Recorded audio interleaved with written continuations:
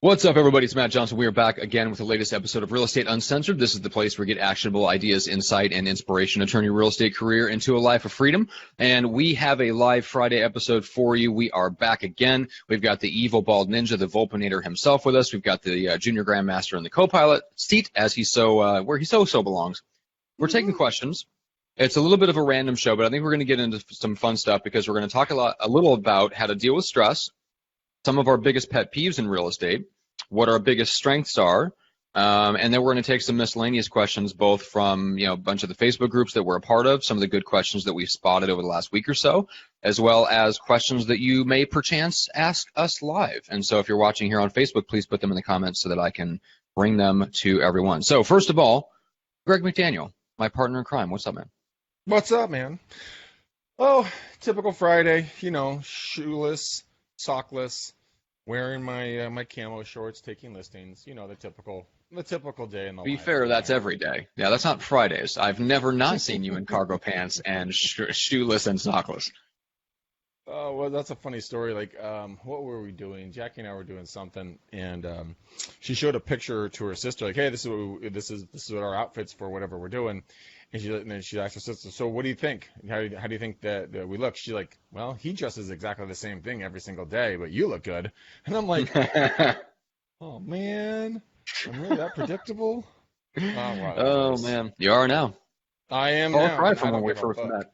Yeah, you Yes. used to nothing but custom dress shirts when you and I first started hanging out together. Ugh, the horrors of my past. I shall not Sweater return to vests. those. There were some sweater vests.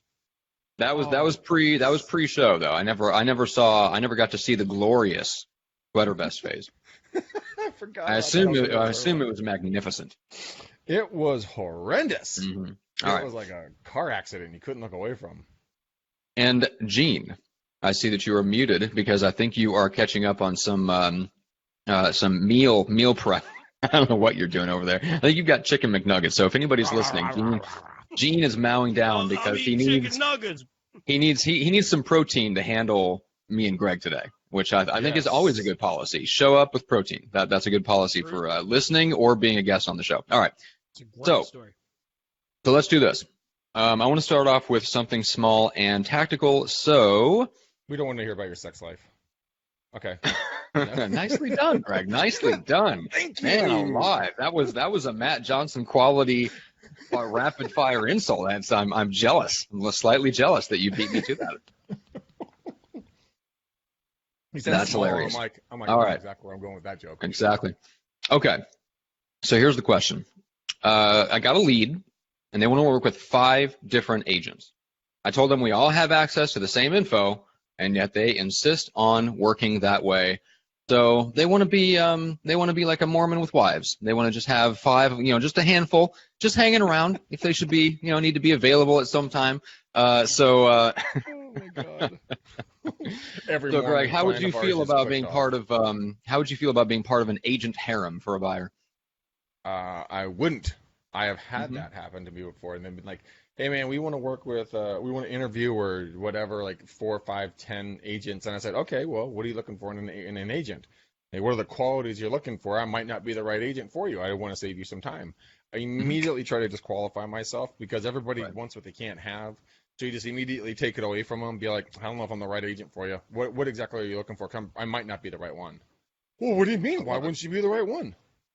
I mean, it's the same thing in dating or anything else. I mean, you can't always be available. Can't always just bend over and take it with no lube.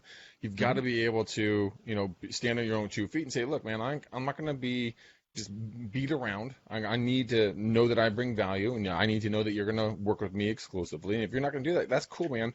I'll go play in this other sandbox, and you can go fuck a duck. I'm out of here." No. What? Why are you laughing at me? Was it a duck? Was that the second word in that phrase? Yeah, it was a supposed duck. to be duck. Okay. Yeah. Okay. I don't know what the hell that was, but anyway. And what did the duck deserve to? Anyway, all right, that's another story. Okay. I don't know what traumatic experience you've had with poultry, but something happened. Something happened to Greg. And maybe a duck touched him in a no-no spot at one point in the distant past. So let's Is this show going? I don't know. To the dogs, man. To the dogs. All right, so here's another good one. This one caught my eye because I think there's some folks that might be thinking about this, especially if they're getting into the business right now. I think in general, it's a great idea to find a mentor, and it's something that I would recommend to every new agent. So let me share this question. This is from Laura. That I've joined a KW team as I'm a new agent. I agreed to a mentor program because I am new and have a lot to learn, but I have a few questions. Number one, the mentor program agreement is that I pay my mentor $3,000 total taken in increments of each transaction. And number two question is this a normal rate? Has anyone else had experience with this? And what should I expect from my mentor since I'm paying that amount of money? So I want to talk about that for a second. So Greg, first of all, just on first blush, $3,000 total taken in increments of each transaction. I don't know how much, I don't know enough about KW's mentor program to know how many transactions that means, but let's say it's a few, right? So $1,000 off your commission for the first few deals. Now, to me, that sounds like a pretty damn good deal. It is a good deal. I mean, in my personal opinion, I think it's a good deal. I think EXP and a few other companies, I know EXP, they have a mentor program as well, but you pay like 10% of each deal or something like that. I don't know because I've never obviously had to be a part of it, but it is interesting. But I do believe also at the same exact time, if you're going to be mentored, there needs to be an outline of exactly what you're going to get from this mentor, because I've been hearing from a lot of people that mentor programs in any brokerage never really pan out because the mentor is always too busy for the mentee. So they're getting their money, but they're not providing any real value or service. Now, of course, is this right for everybody? No. As our great mentors, yes. But I have not heard it work out so well. I mean, what about you guys? I mean, are you guys talking? I mean, Gene, you talk to a lot of agents. Are any of them getting mentored right now when they're working with you? Yeah. Well, no, none of my.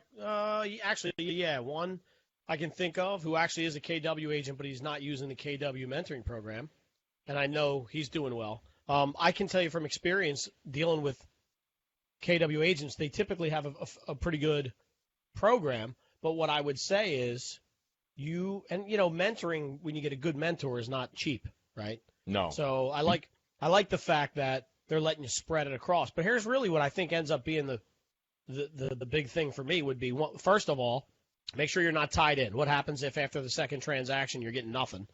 Right. Are you able to get out? One. Second is, even before you get to that point, who is the mentor and do they have what you want?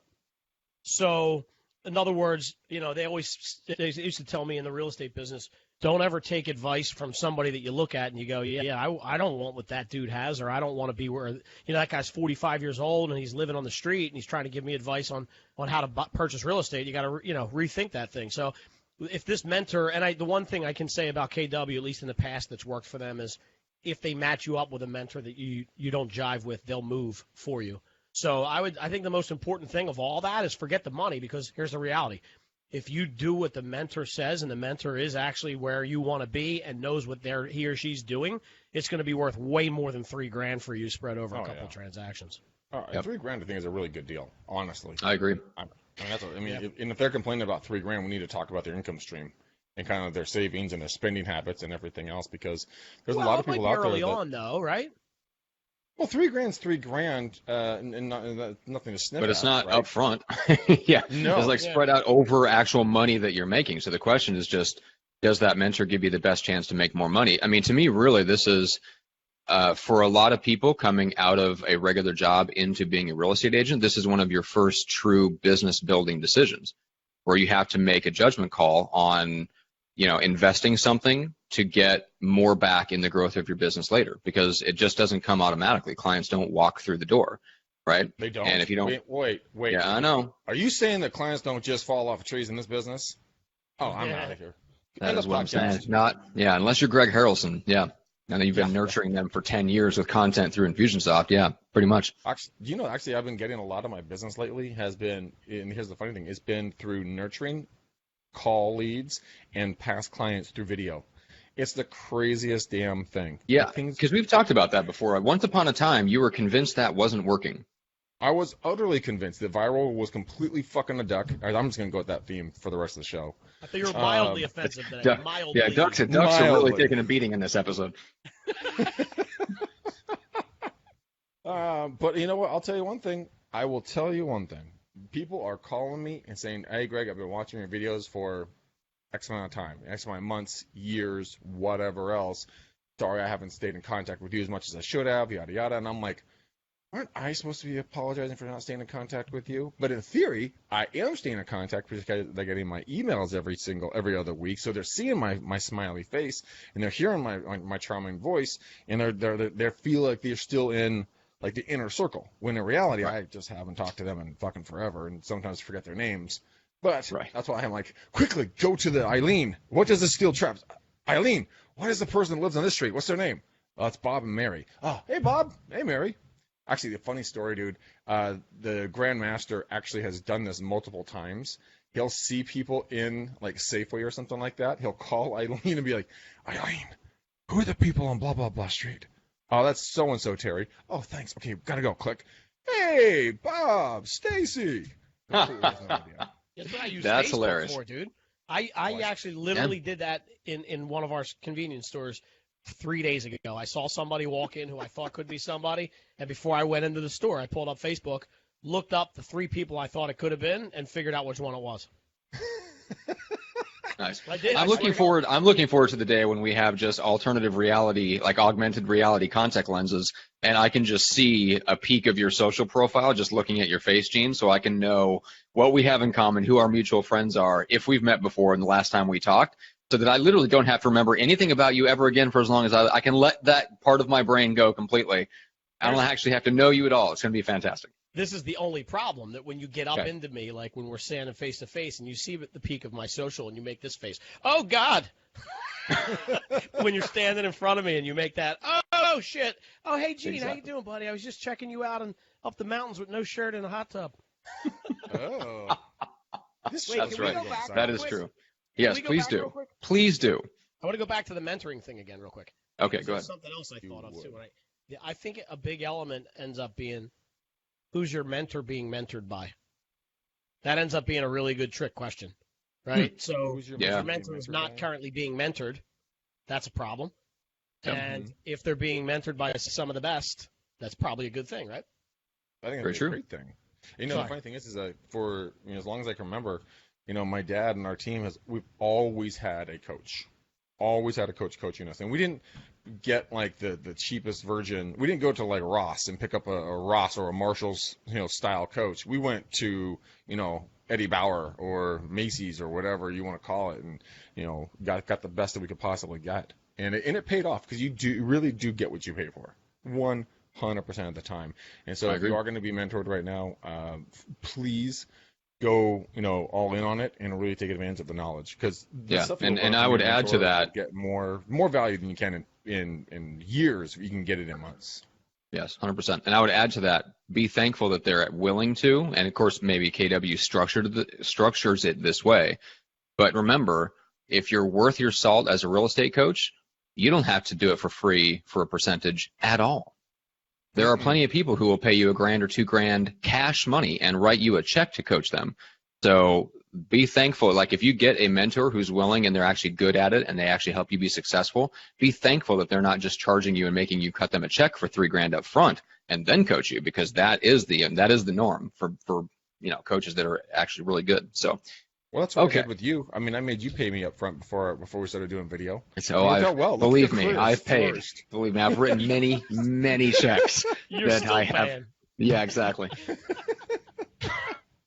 You're still paying. Oh, that was awesome. Okay. Oh, it totally backfired. All right. Greg and Gene. Greg, let's start with you. Okay. Biggest pet peeve of being in real estate or associated and around the real estate industry. Biggest pet peeve. Putting up open house signs, 100%, and working on the weekends. Fucking hate that shit, dude. Okay. I hate that beyond anything else in life. I mean, it's worse than your kids when they dent my floors. I mean, it is just tragic. But it's like a scene out of the original Jumanji movie. I was just watching Jumanji last night, actually. Because I was kind of reminiscing, because I went and raced where they filmed it. So I was like, ooh, I was there. Ooh, I was there. Ooh, I was there. But that's my biggest pet peeve. It's that and bitchy other real estate agents, entitled real estate agents who think their shit don't stink. Sorry, I recant it. Gene, what's yours? No. Go ahead. I'll just pile on. I'm gonna kick you while you're down. Go ahead. I'm not an entitled agent. I think we're talking about you. I'm sorry. Oh man! Well done. Well done. Fuck both of you. Wow. All right. So entitled and entitled agents. Got it. Yeah, entitled Can you real estate explain to agents. him what mildly offensive is for 1 second, please? Who's talking, me or Matt? I'm asking Matt if he can explain to you what mildly means.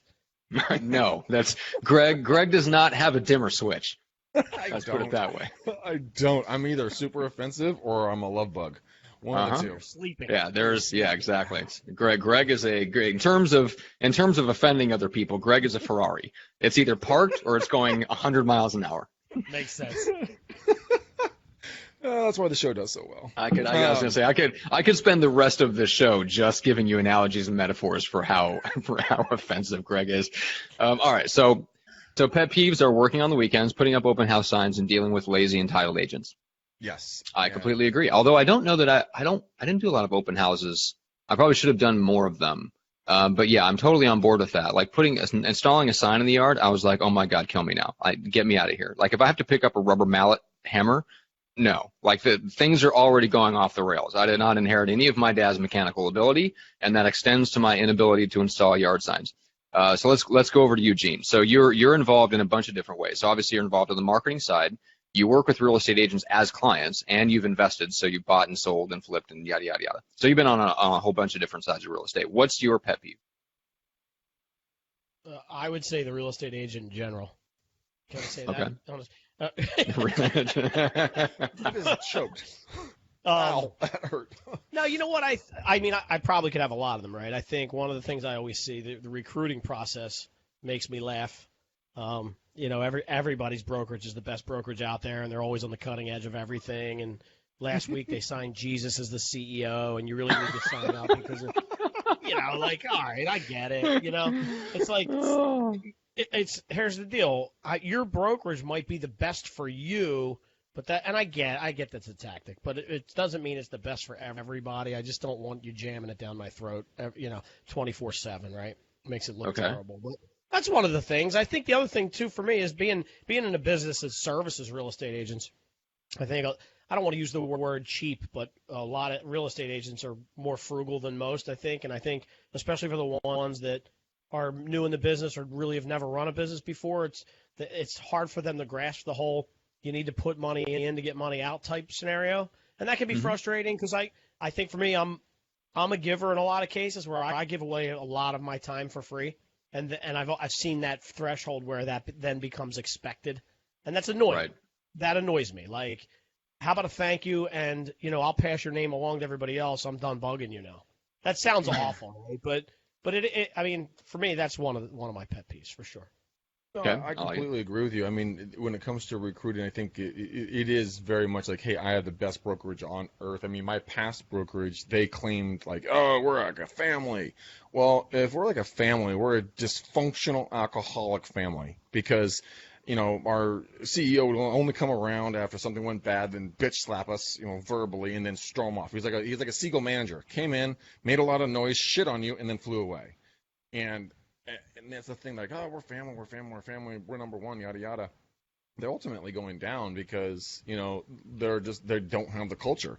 And I agree with you, Gene. Everyone's got the cutest looking baby, and there just isn't. I mean, you have to fit ultimately what works for you. But I mean, it really comes down to how do you going to deal with this bullshit? How do you deal with the stress of both being in real estate and working with real estate agents? I mean, Matt, you're doing a lot of podcasts. Gene, you're coaching with a lot of agents. I mean, how I know how I deal with it. It's called vodka. But I mean, what do you guys deal with it? I mean, I pet my cats and drink vodka. That's my stress reliever. Matt comes over every once in a while and brings his own cats. Really? Great visual. Yeah, exactly. I just bring my crate. It's really a playpen. It's a mobile playpen filled with cats. That's what I bring with me. And then when I'm done, I throw them into a bag and throw them over my shoulder like Santa with his gifts. Now, when you go to his place, are you on a Vespa scooter with the cats? Well, I think that's the only way to travel. Yeah, I mean, come on. I mean, if you're going to bring your cats and your playpen, that's it. It all mounts on the back. Fucking retarded. Oh man, this is terrible. All right, so my pet peeve. I wholeheartedly agree with all the ones you guys have said. I think that one of the most frustrating aspects for agents is ourselves, other agents, right? So that 100%. I would throw in there my frustration. The thing that frustrated me the most was dealing with seller clients who had put themselves in a corner or just had such unrealistic expectations about the value of their house just because they made upgrades for their own lifestyle and then turned around and decided to sell their house way earlier than they intended and wanted to recoup and make somebody else pay for all the improvements they made for their house that didn't actually serve anybody else, right? If there's one thing that's really that like there's a common element, because people give me a hard time about like things like road rage or whatever, right? But there's really one common thread to things that irritate me the most, which is other people being inconsiderate of other people.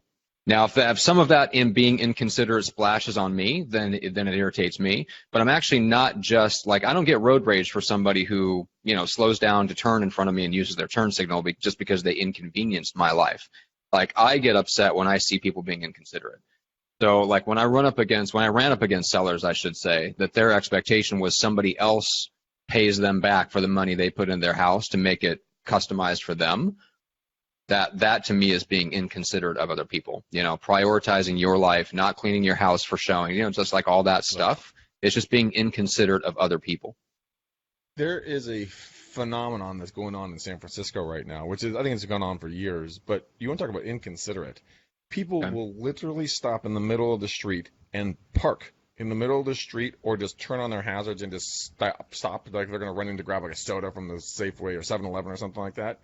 It didn't used to bother me, but it is so infuriating. And that's a classic example of people being inconsiderate. Just like, just zero fucks given about anybody else. It's their world, you live in it, and you just got to go around them. I think that's a self-entitlement issue that a lot of people are getting because they are being taught and told that it's okay to be selfish. You can have everything your way. You get a trophy even if you don't show up to the game, little Timmy. And you know what? It's okay. Mommy still loves you. It's like, what the fuck is wrong with society? Where's the tough love? And I think that a lot of real estate agents frankly, we're a bunch of pussies sometimes when it comes to dealing with our clients because we're afraid of getting fired and losing the commission. So we placate to these guys and gals and let them walk all over us, and we give them permission to do it. So it reinforces that mindset. And it is infuriating. When's the last time you've ever fired a client? I mean, it is the most gratifying thing on earth. Within the last 3 or 4 months, multiple. That's because you don't have a heart. You're made out of coal. I was telling my coach this morning. That I need to get so I've dived into the account management while we go through the transition. I'm hiring 2 new. Well, not hiring. They're hired. I'm training and onboarding 2 new account managers. And I made a joke to my business coach this morning. I'm like, I need to be out of the account management as quickly as humanly possible before I just start firing clients left and right. I don't have a business anymore. Yeah, exactly. I have a low tolerance for an obsession with tactics at the expense of strategy that would actually make something work 10 times better rather than just a couple of percentage points better. I really hate that. Yeah, stepping over dollars to pick up pennies. You and I were talking about that off air, which is quite funny. And you expressed your You expressed your extreme concern on how people will attempt to approach certain things in the business life, and you just want to strangle some people at times. And the person we were talking about deserves to be strangled at this moment. I'm right here. Well, it's mostly you. I was gonna say it was Greg, but sure, let's throw Gene under the bus too. Yeah. So one of my clients, I was talking about this with one of my clients, and we were talking through just that frustration. And she said something really good, which is that people think they're being strategic when they're actually just being opportunistic. And I thought that was really good, right? So people think they're being strategic when they go, hey, I put out this piece of content today. Like, how can I get more eyeballs on that? Like, I've got something coming up in the next couple of days. I just booked an event for next week. How do I get as many people to show up? Or I just decided, hey, I'm going to throw this open house next week. How do I get a whole bunch of people to show up, right? So stuff like that. Like, hey, I've got a listing. Now what the heck do I do with it? How can I leverage this, and what are all the different ways? We think we're being strategic when really we're just being opportunistic. So if you want, for example, if you decide to throw an open house and you decide to do it on 4 days notice, there's some things you could do to generate traffic. It's a lot better, though, if you would have thought of that 30 days ago and planned to have an open house system so that when you decide to have an open house, you already have a checklist of things to do. That's being strategic. Deciding you're going to throw an open house in 3 days and then trying to run Facebook ads to try to get people there, that's opportunistic. It's not strategic. So that's just a quick little example. So I want to talk a little bit about handling the stress of real estate. Yeah. Since it can be stressful. I mean, Good. All right, I'm going to start yelling at you now, Greg. This is going to be great. It's going to be very cathartic for me. Oh God. All joking aside, literally, I mean, what are you seeing agents do to deal with the stress of real estate? Because it is a fucking stressful job. Yes, a lot of the outside world just thinks we dress in nice clothes, except for me. Drive around a Mercedes, except for me, and make tens of thousands of dollars by basically putting a sign in the front yard. When in reality, it's completely the opposite. You're up pulling your hair out late nights, dealing with bitchy agents, whiny sellers and buyers, and it's a harder job than people realize. So what do you guys think people do to deal with it? Gene, you want to start with that? I've got plenty of opinions, but I want to defer to Gene first. Of course you do. Before I just go off for the next 30 minutes. I know. Oh boy. Okay. So I'll just sneak one in and let you roll. All right, good. And let you roll. Well, I think certainly health and fitness is one thing. The fitness realm, I know in my area, a lot of agents are big into the CrossFit or the high intensity interval training, and I think for me that certainly works too. I mean, I noticed that when I get to the gym on any given day, I always come out much happier than when I went in. You know what I mean? It just takes your mind off of whatever was beating you up a little bit. So I think that's good. I hear yoga a little bit. Obviously, drinking, that's a good one. I also know that disconnecting is good for real estate agents, really anybody. But what I notice is that it seems to me that the highest producers are always the ones that are able to get off the grid when they want and when they need to for a decent amount of time. So what I mean by that is one of my clients is getting ready to go up the coast in California for a vacation. And I know he'll have his phone away with nothing on, no notifications, anything like that, because he's got people in place that can handle it behind him that he trusts, and it gives him the ability to kind of get some inner peace, I think, So turning off notifications, I think, is a big deal. Disconnecting from the world. I was just gonna say sex. That always helps. Oh. Okay. Stress reliever. But realistically, I mean, I'm with you on the working out, getting outside. And I've been getting more into running, which is really weird because I've always hated running. But I get out there, and it's something that it's hard for me to do. And so I like to get out there and conquer something. I like to see that completion. Maybe that's why working out is another one. You start with something, then you end. You have a finite ending time, which in real estate, 30, 45, 60 days is when we start something and end something when it comes to transactions. So, and of course, drinking. I mean, that's just kind of drinking while working out. That is always a good idea.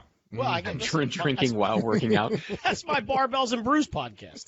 That's right. I know it is. So listen, Paul Franklin said he loves the Snoochie Boochies. Do you know what that means? I have no idea. Well, Paul also said legal weed, something about that. That's so he may. It's a bag. Okay. Remember Mallrats? Oh, okay. No. Oh yeah. Oh, that's right. It's funny. We know what Paul Franklin does. Exactly. All right. Boochies. So I'll throw out a couple things from my perspective. So number one, and Greg, in your market, you disagree with this, but in most markets, I would say working with a seller takes you a quarter of the time as working with a buyer, especially if you have good systems in place. So I think one way that I've seen top agents reduce their stress is by stopping working with buyers, right? Send those off to a buyer agent and start keeping the sellers for yourselves. And then the other thing I will say is that, one thing that Jeff Cohn did, for instance, is after his first year in real estate, where he right at 6 figures in income, he basically gave a third of that to a full-time assistant for his second year in real estate. Most people won't make that sacrifice. Most people, as soon as they hit 6 figures in income, they're like, sweet, getting a BMW. Immediate increase in their lifestyle. Immediately, they're buying a new house or whatever. You know what I'm saying? It just your monthly expenses, they just go up. So Jeff kept his monthly expenses the same. and he hired a full-time assistant, right? So he hired someone to take a lot of the stress off. Now, granted, he had to create some systems, and he still worked hard at prospecting, but he was able to turn over a lot of the transaction management stuff. So, I mean, to me, it's not that I chuckle, but like when people complain about how busy they are, and I have clients like this. I have clients humble brag / complaining about how busy they are, and the bottom line is that we choose how busy we are. Like if you don't want, if you don't want to be as busy, it's actually not that hard. You hire someone to do some of the stuff that isn't as valuable and train them on how to do it, right? If you want to be, and that takes a lot of the stress off too. Now there's the stress of training and leading that person. There's some personal growth involved, which we're all going through, especially me as my team grows and stuff. So that's not easy, and I get that. It's a different challenge, right? But it does get you to the point where Jeff Cohn is now, where he nets somewhere around $700,000 to $800,000 a year from his core real estate team, not counting all the other ancillary services. And he runs that number one real estate team in his state in, I would say, a half a day a week combined between all the meetings and trainings he does, a half a day total, probably 4 to 5 hours a week of active personal involvement in the real estate team. And they sell 700 homes a year. All the rest of the time he spends, like he still works 30 plus hours a week, but it's all by choice. It's in his investment business. It's starting like the ancillary services. It's preparing for the future. It's hosting the podcast. It's running the coaching business. Like it's all that stuff that actually doesn't have a ton to do with the core team, because the core team, he systematized and hired good people to run it. And he doesn't get stressed out by agents calling him at all hours of the night with questions, or homeowners reaching out to him directly to complain about their agent or any of that stuff. So there is a way to reduce the stress. It's just that a lot of us aren't willing to do it because we don't want to hire somebody and hand them good systems that will then reward us later on with lower stress levels. So that's my 2 cents on it. That's a long 2 cents. But I couldn't agree with you. I'm always here to over-deliver, Greg. That's really my philosophy. Under-promise and over-deliver, especially when it comes to me talking. Oh, God, which you don't stop doing. I agree. I mean, I would strongly recommend, if you guys could not go buy the new Mercedes or BMW or anything else, but invest into people, into your business to take all the stress off of you. That's gonna make your hair stay brown or whatever natural color it is for longer. I obviously didn't do that. You can tell by my white beard. But it is the biggest mistake I see people do wrong. And everyone goes, well, I'm the best at doing this. No, you're very good at it, but you're not the best. Every one of us is replaceable. Every one of us is purely renting our success. We do not own the success. We rent it, because at some point it'll be transferred to another individual. Well, they will pick up the torch, and they will carry the next X amount of years, months, or millennia, in the future, when you decide to, say, okay, I'm done. So when people say, oh, I own my success. No. You rent it.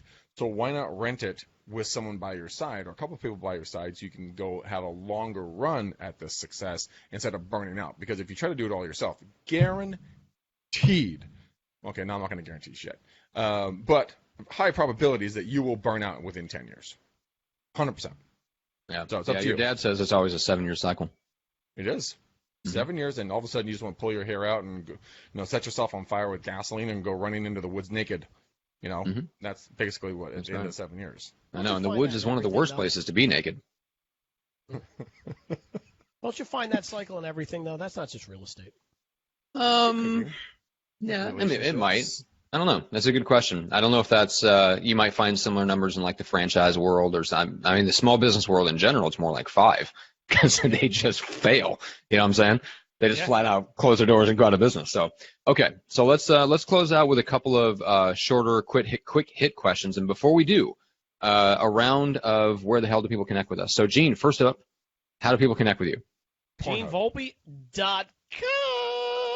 We got to bring the jingle back, Greg McDaniel. I know, right. man. With full-on 3-part Beatles harmonies. You've been so anti the jingle for so long. I'm like, Gene, where do you guys find you? GeneVolpe.com. I'm like, what the fuck, man? Put some back into it. Look, all right, and people should reach out to Gene because he helps you get exposure on social media to generate more opportunities to sell more things to more people. How's that? Yes. Well, Matt sells them. I like all sells that. Gene. Good. You write that down for me? No, that's your responsibility as a marketer to figure that out. God's sake. But I'm glad I can say nice things about you that you won't say about yourself. All right. Speaking of nice things that I won't say, Greg McDaniel, how do people connect with you? Pornhub. Yes, you can watch my newest videos. Your name on there is Greg Mcdingle, though. Right? Oh my God. Matt, I think we're getting a nose pinch. I think that's we did He's it. got Jimmy. he's got the full on eyebrow pinch going. So what you guys can do, which I've opened back up, is the coaching with me, the free coaching, the hour of free coaching. So if you guys want to get a hold of me on my cell phone, I'm reinstituting this. It's 925-915-1978, and we'll figure out a time. Generally, it's going to be in the evenings, Monday through Thursday, 6 p.m. Pacific, but I'm always willing to adjust it to see how it works in both of our schedules. So free coaching with moi, an hour. If you got something that's bothering you or something you want to kind of go over, let's talk. There is no cost. So 925-915-1978. There it is. Matt, where do people find you to review the show? Go to howtogetfeatured.com. So I did a training on how to get booked on podcasts and find the right ones for you so that when you show up to a podcast and you get interviewed, you get put in front of potential clients. You get to speak your message and deliver your ideas to the right people that should be hearing them. So we talk about how to craft your kind of story hook. What do you say when you reach out to a podcast host to pitch yourself as a guest? How do you find the right podcast to go on? How do you be a compelling guest? And how do you make friends with the host? And then how do you systematize all that so that you can actually do it and just basically show up and have fun conversations? So I was interviewed on 3 podcasts between yesterday and Wednesday, had a great time, met some amazing people, very, very well connected, super, super successful people that I'm excited to stay in relationship with that can potentially send me referrals for the next 5 or 10 years. So completely apart from the audience of people that I reached on those shows, just the hosts alone, the relationships with those 3 people were worth my time to get booked as a podcast guest. So if you recognize the value of that, go to howtogetfeatured.com.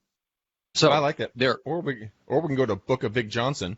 And then I know Paul said that. Paul said that expired. The link no longer works. So bookofbigjohnson no longer works. All right. So two final things before we sign off, because my energy is fading fast, and the cashews that I ate before we started recording were insufficient fuel source, and I'm starting to fade, so I'm getting loopy. Okay. So this question number 1 before we close down. I'm curious. Would it bug you, or does it bug you, to see one of your home inspectors selling their home for sale by owner? Yes, it does. It really is annoying. But here's the thing. You can't get mad at them if you didn't do a good job selling your services. That's the true fact. Just because you give them business does not mean or guarantee that they will give you their business in return. And you can't get butthurt about that, because if they're a home inspector, they're working with dozens, if not hundreds, of other real estate agents. Yep. I mean, dude, you gotta be able to have what's your unique selling proposition? I mean, why would they call you versus calling Gene or Matt?